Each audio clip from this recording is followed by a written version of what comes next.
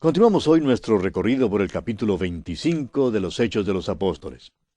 Y en nuestro programa anterior estábamos diciendo que había quienes creían que cuando Pablo había apelado a César, aquí en la última parte del versículo 11, se había equivocado, había cometido un error. Pero dijimos que nosotros no compartíamos esa opinión. Por el contrario, creemos que Pablo obró correctamente al apelar a César. Pablo era un ciudadano romano y lo que hizo fue simplemente ejercer sus derechos de ciudadano, un procedimiento completamente normal y correcto. Él sabía con toda certeza que su regreso a Jerusalén solo significaría su muerte. Ahora Pablo no tenía complejos de mártir, ni era su deseo ofrecerse como mártir. De modo que lo que hizo aquí fue evitar un martirio seguro.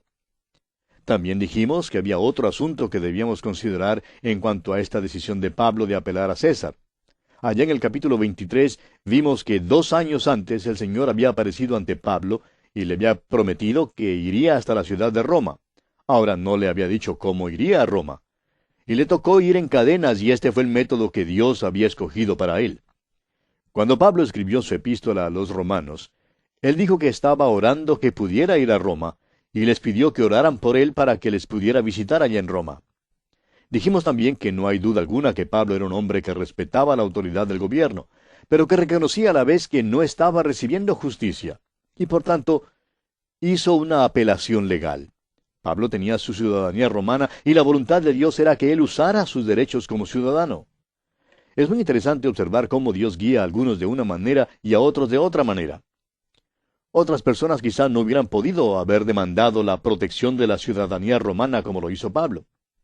Recordamos además que Moisés, por ejemplo, solo tenía una vara en su mano, simplemente una vara, pero que la había usado para Dios. Y este es el pensamiento aquí. Pablo tenía su ciudadanía romana, era la vara en su mano y ciertamente la usó para glorificar a Dios. Y nosotros decimos un amén a esto. Por eso, pues, no creemos que Pablo se hubiera equivocado al apelar a César. Continuaremos hoy leyendo el versículo 12 de este capítulo 25 de los Hechos. Entonces Festo, habiendo hablado con el consejo, respondió, «A César has apelado, a César irás». Festo es obligado a acceder a esta demanda de Pablo. No puede impedir que Pablo vaya a Roma al tribunal de César. Continuemos con el versículo 13. Pasados algunos días, el rey Agripa y Berenice vinieron a Cesarea para saludar a Festo. Ahora Festo acaba de principiar en su nuevo puesto como gobernador y por tanto el rey llegó para visitarlo. Creemos que todos estos políticos trabajaban juntos, todos eran del mismo partido. Prosigamos con los versículos 14 y 15 de este capítulo 25 de los Hechos. Y como estuvieron allí muchos días, Festo expuso al rey la causa de Pablo, diciendo, «Un hombre ha sido dejado preso por Félix, respecto al cual, cuando fui a Jerusalén, se me presentaron los principales sacerdotes y los ancianos de los judíos, pidiendo condenación contra él». Agripa y Berenice se quedaron allí por mucho tiempo, pues dice textualmente muchos días. Pero parece que por fin no había más de qué hablar. Aún a un rey y a un gobernador, por fin se le acaban las cosas de qué hablar. De modo que, después de un momento de silencio, creemos que Festo le dijo a Agripa, «Ah, te debo hablar acerca de un preso que tenemos aquí. Se trata de un caso algo extraño. Su nombre es Pablo el apóstol y fue arrestado y traído acá por Félix. Pues no sé qué debo hacer con él, salvo que ahora ha apelado a César. Me gustaría que tú lo conozcas». Y continúa Festo hablando aquí en el versículo 16 de este capítulo 25 de los Hechos, y le dice a Agripa, «A estos respondí que no es costumbre de los romanos entregar a alguno a la muerte antes que el acusado tenga delante a sus acusadores y pueda defenderse de la acusación». Quisiéramos dirigir su atención hacia esto por un momento, amigo oyente. A veces creemos que la ley romana no era justa porque hemos visto cómo erró en el caso del Señor Jesucristo y también en el caso del apóstol Pablo. Pero estos errores no se debieron a la ley misma, sino a los políticos malvados y pícaros. Todavía operamos hoy en día bajo muchos de los principios de la ley romana, según la cual no se podía sentenciar a muerte a ningún hombre, sino hasta cuando hubiera sido traído a la presencia de sus acusadores y hasta cuando la acusación en su contra hubiera sido comprobada. Aquí vemos, pues, que esta ley no había sido aplicada en el caso del apóstol Pablo porque Félix y Festo estaban valiéndose de la política para lograr sus propios designios y ambiciones personales. Y continúa Festo hablando al rey Agripa y le dice aquí en los versículos 17 al 19 de este capítulo 25 de los Hechos: así que, habiendo venido ellos juntos acá, sin ninguna dilación, al día siguiente, sentado en el tribunal, mandé traer al hombre. Y estando presentes los acusadores, ningún cargo presentaron de los que yo sospechaba, sino que tenían contra él ciertas cuestiones acerca de su religión y de un cierto Jesús ya muerto, el que Pablo afirmaba estar vivo. Ahora, note usted que el punto en cuestión, amigo oyente, siempre es el mismo. Es la resurrección. Y aquí vemos una vez más que Pablo había testificado en cuanto a la resurrección de Jesucristo a fin de que Festo supiera de ella.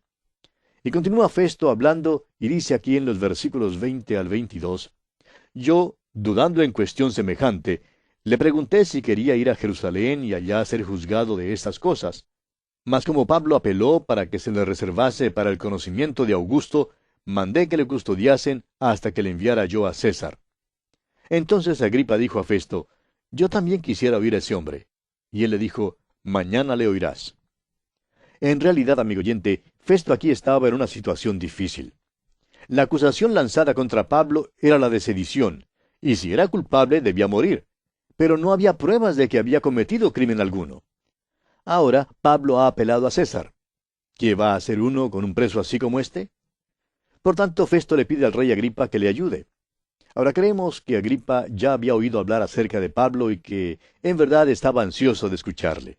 Quería saber más en cuanto a las acusaciones y quería oír lo que Pablo tenía que decir, de modo que fijaron una audiencia. Es interesante ver cómo esta audiencia fue arreglada para Pablo ante un rey y un gobernador. Y al concordar en esto, estaban cumpliendo la profecía del Señor, aunque no se daban cuenta de eso. Pablo tenía que comparecer ante reyes porque el Señor había dicho eso. Continuemos ahora leyendo el versículo 23 de este capítulo 25 de los Hechos, y dice, al otro día, viniendo Agripa y Berenice con mucha pompa, y entrando en la audiencia con los tribunos y principales hombres de la ciudad, por mandato de Festo fue traído Pablo. ¿Qué escena? La escena es dramática con una gran pompa y ceremonia. Pablo aparece en cadenas ante esta compañía majestuosa de soberanos y reyes. Festo le pide a Agripa que le ayude a inventar un cargo contra Pablo para enviarlo a César. Pablo se sirve de esta oportunidad para predicar uno de los más grandes sermones jamás registrados. Este sermón lo estudiaremos ahora al comenzar el capítulo 26, pero leamos los últimos versículos de este capítulo 25 de los Hechos, los versículos 24 al 27. Entonces Festo dijo, Rey Agripa, y todos los varones que estáis aquí juntos con nosotros, aquí tenéis a este hombre, respecto del cual toda la multitud de los judíos me ha demandado en Jerusalén y aquí, dando voces que no debe vivir más. Pero yo, hallando que ninguna cosa digna de muerte ha hecho, y como él mismo apeló a Augusto, he determinado enviarle a él. Como no tengo cosa cierta que escribir a mi señor, le he traído ante vosotros, y mayormente ante ti, oh rey Agripa, para que después de examinarle, tenga yo que escribir. Porque me parece fuera de razón enviar un preso y no informar de los cargos que haya en su contra. Como usted ve, amigo oyente, Festo se encuentra ahora en una situación bastante difícil. Y así concluye el capítulo 25 de los Hechos. Llegamos ahora al capítulo 26. Y en este capítulo 26 tenemos el testimonio de Pablo ante el rey Agripa. Este testimonio de Pablo no es una defensa de sí mismo. Es una declaración del Evangelio con el fin manifiesto de ganar para Cristo al rey Agripa y a los otros que están presentes. Esta es una escena dramática, y este capítulo es una de las más grandes obras literarias, ya sea del campo secular o religioso. Esperamos pues que usted, amigo oyente, escuche de una manera muy especial este capítulo 26 de los Hechos. Comencemos pues leyendo el primer versículo. Entonces Agripa dijo a Pablo, «¿Se te permite hablar por ti mismo?» Pablo entonces, extendiendo la mano, comenzó así su defensa. Ahora, el hecho de que Pablo compareciera ante Agripa es, creemos nosotros, el acontecimiento descollante en todo el ministerio de este apóstol. Y cumple la profecía que el Señor le había dado, de que él iría a comparecer ante reyes y soberanos. Y creemos que fue en cumplimiento específico de la voluntad de Dios que él apareció ante este rey Agripa.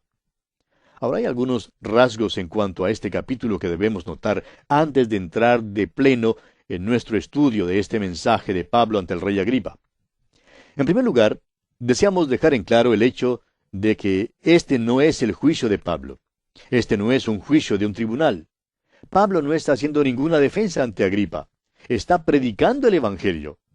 En vista del hecho que este gran apóstol ha apelado a César, ni siquiera el rey Agripa tenía la autoridad para condenarle y tampoco estaba en manos del gobernador Festo de ninguna manera. El último versículo de este capítulo 26 revela la verdad de lo que acabamos de decir. Dice el versículo 32, y Agripa dijo a Festo, ¿podría este hombre ser puesto en libertad si no hubiera apelado a César? Ya no tenían poder para condenarlo. Pero por otra parte, tampoco le podían poner en libertad. Estaban prácticamente imposibilitados. De modo que Pablo no trata de hacer ninguna defensa. Trata más bien de ganar a estos hombres para Cristo. Este no fue un juicio, sino una presentación pública de Pablo ante el rey Agripa y el tribunal, a fin de que ellos pudieran aprender directamente del apóstol lo que era el camino. El caso es que ya para ese entonces había sido presentado con tanto fervor que todo el mundo hablaba acerca del camino. Era algo común y ordinario que alguien le preguntara a otro, oye, ¿has oído hablar de esta nueva cosa en cuanto al camino? El otro diría que había oído algunas cosas en cuanto a eso. Sabía que se divulgaba y que era algo nuevo. Pues bien, ¿qué es el camino? ¿De qué se trata? Nos imaginamos que aún Festo y Agripa tuvieran alguna clase de conversación así en cuanto a este camino.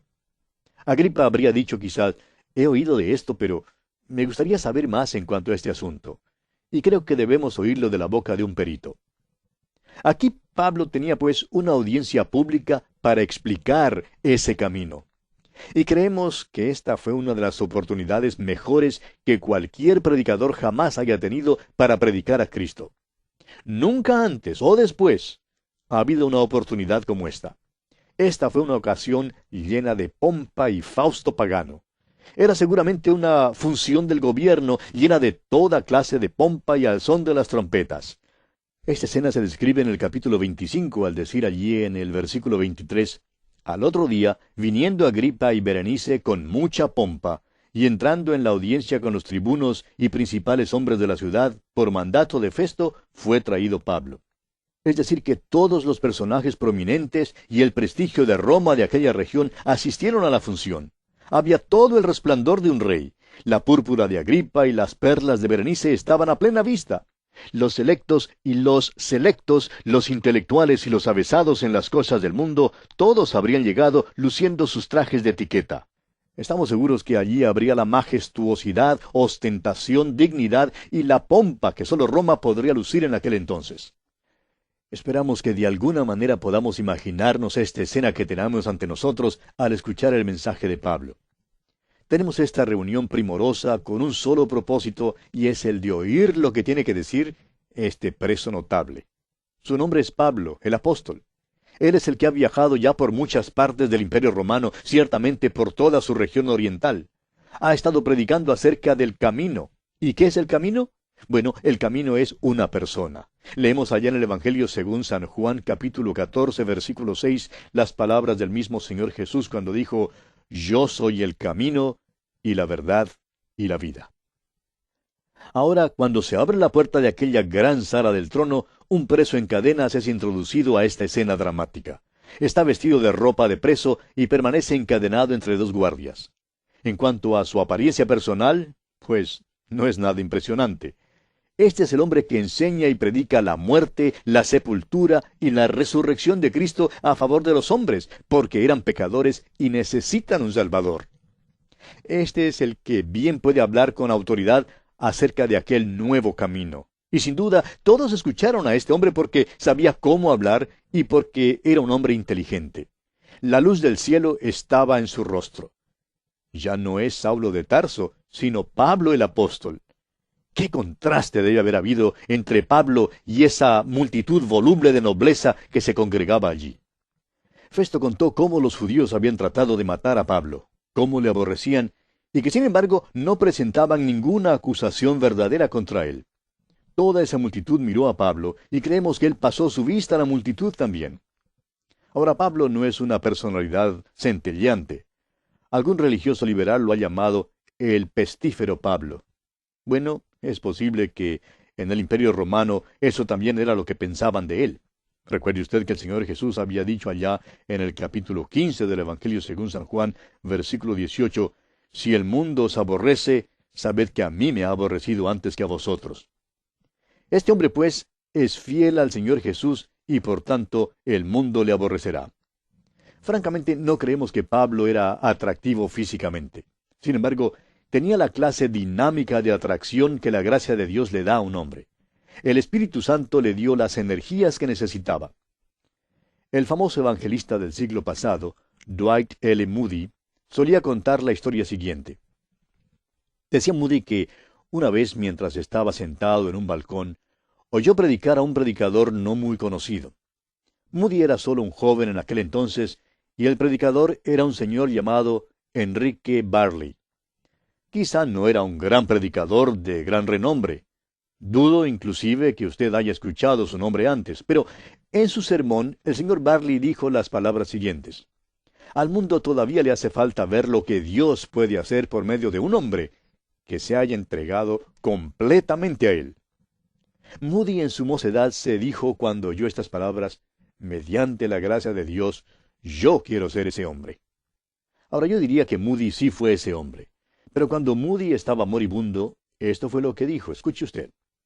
Cuando yo era joven, oí decir a un señor Enrique Barley que al mundo le hacía falta todavía ver lo que Dios haría por un hombre que se hubiera entregado completamente a él. Y yo resolví ser ese hombre. Pero ahora yo digo que al mundo todavía le falta ver lo que Dios puede hacer por medio de un hombre que se haya entregado completamente a él. Amigo oyente, esto es lo que quiere decir Pablo en su epístola a los Gálatas, cuando dice allá en el capítulo 2, versículo 20 de esta epístola, «Con Cristo estoy juntamente crucificado, y ya no vivo yo, mas vive Cristo en mí. Y lo que ahora vivo en la carne, lo vivo en la fe del Hijo de Dios, el cual me amó y se entregó a sí mismo por mí». Ahora ya hemos notado el gran contraste entre la pompa y el resplandor de los reunidos allí en este palacio y la completa simplicidad de los guardias con su prisionero encadenado entre ellos. También debemos imaginarnos el contraste entre Pablo y el rey Agripa.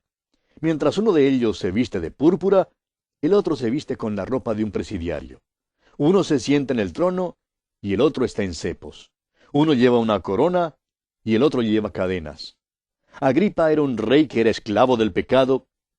Pablo, en cambio, era un preso encadenado, pero que se regocijaba en la libertad de tener sus pecados perdonados y en la libertad que hay en Cristo Jesús. Agripa era un rey terrenal al cual no le era posible libertad ni a Pablo ni a sí mismo. Pablo, por su parte, era embajador de un rey que le había libertado y que podía libertar a Agripa también, no sólo de la condena del pecado, sino del poder esclavizador del pecado. Ahora recordemos que el rey Agripa era miembro de la familia de Herodes. Pertenecía a la familia más mala que se conozca. Es la familia más mala que se menciona en la Biblia. Agripa era un hombre inteligente y un gran hombre a pesar de sus antecedentes. Era judío, conocía la ley mosaica, por lo menos conocía su letra. Y Pablo se regocijaba en esto porque tuvo la oportunidad de hablar a un hombre que era instruido, alguien que comprendería la naturaleza de las acusaciones. Ahora dijimos antes que no podemos menos que creer que Pablo se puso algo impaciente durante estos 2 años que había estado prisionero allí en Cesarea. Había comparecido ante la multitud en Jerusalén, ante el tribuno y luego ante Félix. Después de esto compareció privadamente ante Félix muchas veces y luego apareció ante Festo. Ahora lo vemos ante Agripa. Muchas veces parece ser lo de siempre. No es culpable de nada y sin embargo le detienen y le mantienen en la cárcel todo este tiempo. Hasta ahora, ninguno de los gobernantes ante quienes Pablo compareció había podido comprender las acusaciones que se elevaban en su contra. Tampoco entendieron el Evangelio. Esto es verdad aún en cuanto al tribuno en Jerusalén. Es asombroso que estos personajes pudieran haber vivido en esa región, siendo expuestos a los cristianos y habiendo escuchado al apóstol Pablo, y todavía no entender el Evangelio. Sin embargo, Esa era su triste situación. La súplica de Pablo al rey Agripa para que se convierta a Cristo es magnífica, es lógica y es inteligente. No es pues una defensa, sino más bien una declaración del Evangelio. Y leemos aquí en los versículos 2 y 3 de este capítulo 26 de los Hechos, que dice el apóstol Pablo: «Me tengo por dichoso, rey Agripa, de que haya de defenderme hoy delante de ti de todas las cosas de que soy acusado por los judíos. Mayormente porque tú conoces todas las costumbres y cuestiones que hay entre los judíos, por lo cual te ruego que me oigas con paciencia». Pablo por fin le habla a un hombre que entiende lo que él está diciendo. Agripa era un hombre inteligente, conocía la ley mosaica, como hemos dicho, y las costumbres judías. Pablo en verdad se regocija de tener esta oportunidad de hablar a un hombre tan instruido, el cual le entenderá. Es que Pablo también era un judío que había sido instruido en la ley mosaica, pero Pablo además se había encontrado con Cristo. Ahora la ley tiene un sentido nuevo para él. Una nueva luz inundaba el alma de Pablo. Ahora ve que Cristo es el fin de la ley para justicia. Ahora sabe que Dios ha suplido lo que él mismo había exigido. Él sabe que Dios es bueno y que por medio de Cristo Dios es bondadoso. Y Pablo quiere que el rey Agripa conozca todo eso también. Hay una pasión consumada que llena el alma del apóstol Pablo al hablarle. Y aquí una vez más creemos que esta es su obra maestra. Es verdad que el mensaje de Pablo en el Areópago en Atenas fue algo sobresaliente, pero no creemos que pueda compararse con este mensaje aquí. Creemos que había centenares reunidos en aquella corte para escuchar este mensaje. Sin embargo, creemos también que Pablo se dirigió hacia un solo hombre, y ese hombre era el rey Agripa. Pablo trató de ganar a este hombre para Cristo. Ahora Pablo comenzó con una introducción muy cortés, diciéndole a Agripa cuánto se regocijaba de tener esta oportunidad. Luego siguió dando al rey Agripa una reseña de su juventud y de sus antecedentes. Después le contó acerca de su conversión. Hizo todo esto en un gran esfuerzo por alcanzar a este hombre para el Señor Jesucristo. Bien, amigo oyente, lamentablemente tenemos que detenernos aquí por hoy porque nuestro tiempo ha culminado por el día de hoy. En nuestro próximo programa pensamos hacer algo que nunca antes hemos hecho. Creemos que este testimonio es tan excelente que vamos a leerlo todo de una vez, aunque es algo largo, pero en verdad habla por sí mismo. Este es un mensaje que vale la pena escuchar.